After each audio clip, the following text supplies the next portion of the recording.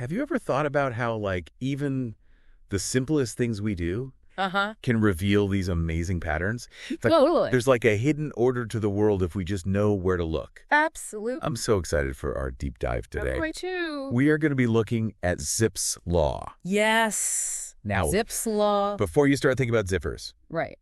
I promise, this is about words, It is. not fashion. Yeah, Zipf's law is this mathematical principle Okay. that describes like a really consistent pattern in how often we use words, Uh-huh. and not just in English. Interesting. It's across a bunch of different languages. So it's like there's like a universal code to language or something. Yeah, in a way, Yeah, I get yes. it. It suggests that there's like a fundamental structure Yeah. kind of underlying how we use language, Mhm. regardless of what the specific words are or the grammar. Okay. I am intrigued. Great. Can you break down exactly how this law works? Yeah, so the basic idea is that the most frequently used word in a language Yeah. appears like twice as often as the second most frequent word, Okay. 3 times as often as the third, and so on. Oh, wow. Yeah. So it's like a ranking system It is. for words It is a ranking system. based on how often they pop up in conversation or in writing. Exactly. And if you were to plot this relationship on a graph, Okay. like word frequency against its rank, Uh-huh. you get this downward sloping curve Oh, wow. that's pretty consistent across different languages. Hold on. So there's a visual element to this, too. Absolutely. Oh. Yeah, it really highlights Very the sweet. mathematical precision of this law. All right. You've got my attention. Great. What does this tell us about language itself? That's a great question. Is this just like some weird coincidence? Right. Or is there something deeper going on? Yeah, that's where it gets really interesting. Okay. The consistency of this pattern Yeah. across so many languages Yeah. suggests that there might be some kind of underlying cognitive mechanism Okay. that's kind of shaping how our brains produce and process language. So you're saying our brains might actually be wired to follow this pattern? Yeah, it's a possibility. That's crazy. Yeah, there's this theory called dual processing theory, Okay. and it suggests that our brains use 2 systems for language. Okay. One that's fast and intuitive Yeah. for like common words, like those high frequency ones at the top of the Zipfian curve, Okay. and then another system that's slower and more deliberate Makes sense. for more complex terms. Interesting. So it's like our brains are constantly optimizing for efficient communication, That's a great way to put it. using shortcuts Yeah. for the common stuff, and then saving brain power for the less frequent words. Exactly. Wow, I like that. Yeah, and this balance between like efficiency and clarity Yeah. might help explain why we see this Zipfian distribution across languages. Okay. It's like our brains are wired to strike this balance between communicating quickly, Right. but also being able to convey this like diverse range of ideas. I can see that for sure. Yeah. Okay. That makes sense. Great. But what about languages that are structured very differently from English? Hmm. Like, say, Japanese or Mandarin? Yeah. Does this law still apply? That's a great question, and the answer is surprisingly Okay. yes. Really? Researchers have found that Zipf's law applies Wow. even in languages with really different writing systems Interesting. and grammatical structures. But even with all the, like, surface differences in languages, Right. there's this common thread running through them all. It seems That's so cool. which suggests that Zipf's law might be Yeah. reflecting some really fundamental principles of human communication, like Yeah. ones that go beyond the specifics of any individual language. Right. It's like a hidden blueprint for how we structure language to Right. make it work. I'm loving this. I'm too. It's like a universal language code. It is. So if this law is so universal, Yeah. what does that tell us about how languages evolve over time? That's fascinating. Did they all just magically start out this way? So it's a fascinating area of research, for sure. Okay. Some linguists believe that this pattern might be a result of the way languages naturally evolve over time Yeah. to become more efficient. Right. As languages develop, they tend to favor simpler, shorter words Okay. to express frequently used concepts. So it's like language is streamlining itself Yeah. over time. Yeah. Almost like survival of the fittest words. That's a great analogy. I like that. And Zipf's law Yeah. could be seen as a reflection of that optimization process. Yeah. A way for languages to balance complexity with ease of use. For sure. Yeah. Okay, so we've established that this law applies across a ton of languages. Right. But is it limited to just words? That's a great question. Could it be found in other aspects of communication? Mm-hmm. Like, say, gestures? Or even music. Now, that is a great question. Okay. And it's one that researchers are still kind of actively exploring. That's so cool. Some studies have shown that there might be similar patterns Okay. that exist in other forms of communication, Uh-huh. like the frequency of different musical notes, Oh, wow. or even the distribution of city sizes. Wait, city sizes? City sizes. What does that have to do with word frequency? Well, think about it. Yeah. You have a few very large cities, Uh-huh. a larger number of medium-sized cities, Right. and then a huge number of small towns. Yeah. So there's a hierarchy there, Okay. a pattern Yeah. in how those city sizes are distributed. Uh-huh. And that pattern looks a lot like the distribution of word frequencies. So you're saying that this law that was discovered by analyzing words might actually be a clue to understanding It could be. how complex systems like Yeah. cities work? It's a possibility. Wow. Yeah, and that's what makes Zipf's law so fascinating. Yeah. It started with words, Right. but it might just hold the key to understanding patterns and structures Yeah. that go way beyond the realm of language. This is definitely giving me a whole new appreciation for the words that we use every day. I agree. It's like there's this hidden order to it all. Yeah. This secret code behind how we communicate Right. and even how the world is structured. Exactly. No. And that order Yeah. might just be a reflection of the incredible complexity and efficiency Uh-huh. of not just the human mind, but of systems in general.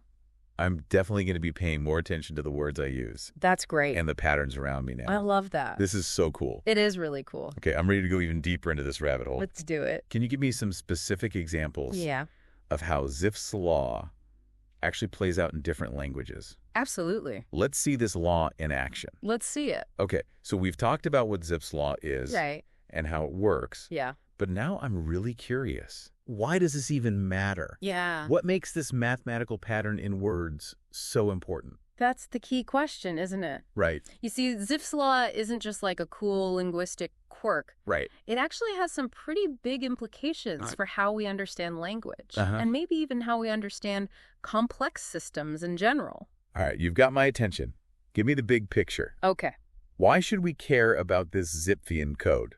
So for one thing, the fact that Zipf's law Yes. appears in so many different languages Uh-huh. suggests that there might be something fundamental Okay. about how human brains actually process information. You mean like this law might be giving us a glimpse into how our minds work? Exactly. Wow. Think about it. If this pattern shows up Yeah. in so many different languages, it could be a clue Uh-huh. about how our brains are wired for communication, Okay. like how we make sense of the world through language. That's a pretty big leap going from counting words to understanding the brain. It is, but that's what makes this so exciting. Yeah. We're potentially talking about uncovering universal principles of human cognition Okay. just by observing how we use language. Okay. Color me impressed. Okay. So what else can we learn from the Zipfian code Mm-hmm. besides how our brains work? Well, it also gives us insights into how languages evolve over time. Okay. Remember we were talking about languages becoming more efficient, Yes. like streamlining themselves? Yeah, like survival of the fittest words. Exactly. Only the most useful ones make it through. Exactly. Zipf's law could actually be a driving force behind that evolution as languages develop. Uh-huh. They seem to naturally kind of gravitate towards this pattern Yeah. with common concepts being represented by like shorter, simpler words. So it's like Zipf's law is shaping the very structure of languages Yeah. as they change over time. It's a possibility. Wow. And one that linguists are still actively studying and debating. Wow. Okay. I'm seeing how this seemingly simple law has some big implications Yeah. for understanding languages. Totally. But you mentioned something earlier about it applying to more than just words, right? I did. You were talking about cities. Yes. How does that even work? Well, let's take the example of city sizes. Okay. You have a few very large cities, Right. a larger number of medium-sized cities, Yep. and then a vast number of small towns and villages. Okay. I see that there's a hierarchy there. Right. But what does that have to do with words? That hierarchy, Yeah. the way those city sizes are distributed, Mhm. seems to follow a very similar mathematical pattern Okay. as the frequency of words. So the same law that governs how often we use the Yeah? might also explain why there are so many more small towns than megacities. It's a fascinating possibility, isn't it?